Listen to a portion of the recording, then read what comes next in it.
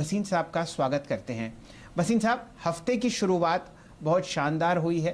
आपके सामने 206 अंकों पर 14,714 पर निफ्टी ट्रेड करता हुआ दिख रहा है। कोई शानदार स्टॉक कॉल शेयर कीजिए और बाजार को एनालाइज कीजिए।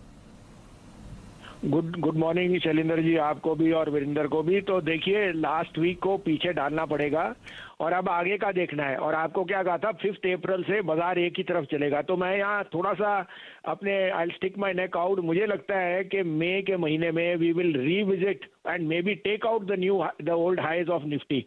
There is no cause of despairment. In fact, the Dow is hitting all-time highs. Growth is back and momentum is temporarily suspended because of this rise in second wave. As we get more vaccinated, I think by the end of this second week of April, you should start to see a decline in COVID second wave. And this time there is, people have reacted positively. Buy the dips is a strategy. Stay the course is the case for people who are invested, because again these dips are very, very shallow and they are painful, but they will give you lot of return as we go to new highs in the month of May.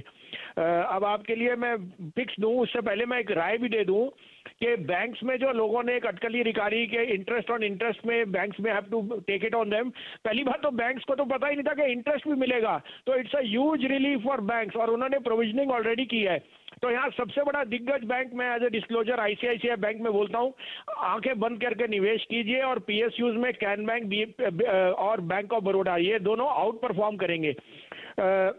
उसके अलावा Shailendra ji, weekend पे news आई कि गोदरेज ने अपना नया launch किया है housing इन नोएडा।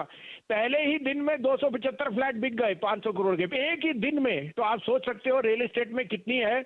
और मैं कोई दो राय नहीं कहता कि गोदरेज इस साल में आपको 1800 से 2000 का भाव दिखाएगा गोदरेज प्रॉपर्टी। तो ये मेरे कुछ पिक्स हैं जो लॉन्ग टर्म है, बने रहिए।